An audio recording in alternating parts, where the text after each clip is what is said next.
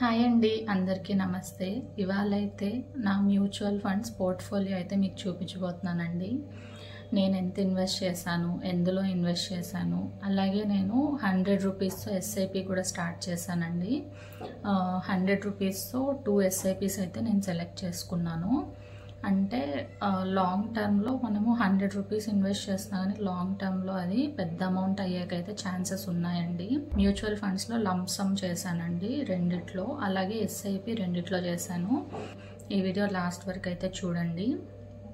నేను మీకు క్లియర్గా అయితే ఎక్స్ప్లెయిన్ చేస్తాను, ఎప్పుడు ఇన్వెస్ట్ చేశాను, ఎంత చేశాను, అండ్ ప్రాఫిట్స్ వచ్చాయా, లాస్ వచ్చిందా, మార్కెట్ డౌన్ అయినప్పుడు ఎంత లాస్ వచ్చింది, ఇప్పుడు పెరుగుతుందా లేదా, ఎంత రిటర్న్స్ వచ్చింది. నేనైతే రీసెంట్గానే ఇన్వెస్ట్ చేశానండి, 3 months అలా అయి ఉంటుంది అంతే. 3 monthsలో మనకి పెద్దగా రిటర్న్స్ రాకపోవచ్చు. అండ్ ఎస్ఐపి అయినా అంతే, మామూలుగా మనము ఈ ఒక ఇయర్ 100తో స్టార్ట్ చేసినా కానీ నెక్స్ట్ ఇయర్ మనం స్టెప్అప్ అయితే చేసుకోవచ్చు అండి. ఇప్పుడు 100తో ఇన్వెస్ట్ చేసినా కానీ నెక్స్ట్ ఇయర్కి మనం ఆ 100ని 200 కూడా చేయొచ్చు. ఆ నెక్స్ట్ ఇయర్ 300, ఆ నెక్స్ట్ ఇయర్ 400, అలాగా మనము ఎవ్రీ ఇయర్ 100 పెంచుకుంటూ వెళ్ళినా కానీ మనం ఒక 15 years లేదా 30 years ఇట్లనే చేసుకుంటూ వెళ్ళామనుకోండి, ఆ అమౌంట్ అనేది మనకి ఫైనల్గా ఖచ్చితంగా ల్యాక్స్లో అయితే అవుతుందండి.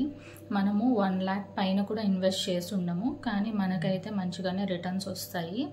అంటే చిన్న అమౌంట్తో మనము కాంపౌండింగ్ బెనిఫిట్స్తో, ఎస్ఐపి అంటేనే ఇంకా కాంపౌండింగ్ కదా, సో ఈ బెనిఫిట్స్తో అయితే మనకి స్మాల్ అమౌంట్ అయినా కానీ డెఫినెట్లీ హెల్ప్ అవుతుంది. అండ్ మనకి పెద్దగా లాస్ కూడా ఉండదు. మీకు ఇప్పుడైతే నా మ్యూచువల్ ఫండ్ పోర్ట్ఫోలియో అయితే చూపించబోతున్నాను. ఇదైతే మనకి ఫ్రైడే రిటర్న్స్ అండి, 1 day రిటర్న్స్ 221 రూపీస్ అయితే వచ్చింది. ఇప్పుడు మ్యూచువల్ ఫండ్స్ మొత్తము ఏదేది ఇన్వెస్ట్ చేశాను అన్నీ ఇక్కడ చూపిస్తున్నాను.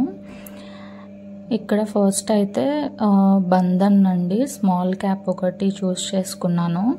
ఇదైతే యాక్చువల్లీ నేను షార్ట్ టైంకే చూస్ చేసుకున్నాను, కాకపోతే మనకి మార్కెట్ ఫాల్ అయింది కదా, సో నేను అలానే లాంగ్ టర్మ్ కోసం అలానే పెట్టేశాను అనమాట. ఎగ్జిట్ లోడ్ ఇక్కడ చూపిస్తున్నాను చూడండి.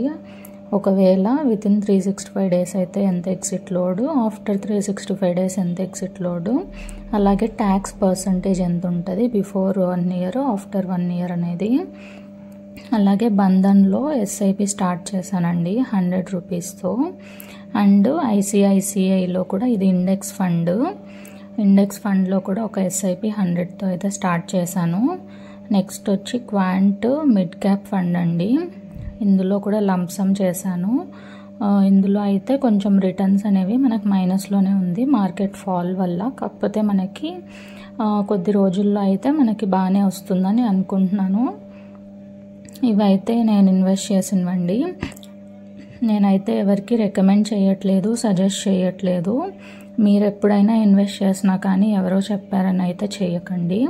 ఒకసారి ఫండ్ ఓపెన్ చేసి ఫండ్ ఇన్ఫర్మేషన్, ఫండ్ మేనేజర్ చూడండి, స్కీమ్ హోల్డింగ్స్ చూడండి, అండ్ వాటిలో ఎగ్జిట్ లోడ్ ఎంత ఉంది, ట్యాక్స్ ఇంప్లికేషన్స్ ఏంటి, మనం షార్ట్ టైం చూస్ చేసుకుంటున్నామా, లాంగ్ టైంకి చూస్ చేసుకుంటున్నామా, లేదా స్మాల్ క్యాపా, మిడ్ క్యాపా, లార్జ్ క్యాపా, ఇండెక్స్ ఫండా, మొత్తం ఇన్ఫర్మేషన్ అయితే మీరు పూర్తిగా తెలుసుకోండి. మనకి స్మాల్ క్యాప్లో అయితే రిస్క్ ఎక్కువ ఉంటుందండి, కాకపోతే లాంగ్ టర్మ్లో అంటే మనకి అంత రిస్క్ ఏం ఉండదు. మిడ్ క్యాప్ కూడా అంతేనండి, స్మాల్ క్యాప్ కంటే మిడ్ క్యాప్ కొంచెం బెటరు. వీడియో మీకు నచ్చింది అనుకుంటున్నానండి. ఇలానే నేను నెక్స్ట్ మనకి మ్యూచువల్ ఫండ్స్ గురించి ఇంకా ఎక్కువ ఇన్ఫర్మేషన్తో అయితే వీడియో చేస్తానండి. మీరు అవన్నీ కూడా ఫాలో అవ్వాలి అనుకుంటే మన ఛానల్ని సబ్స్క్రైబ్ చేసుకోండి. అలాగే ఈ వీడియో నచ్చితే డెఫినెట్లీ లైక్ చేయండి.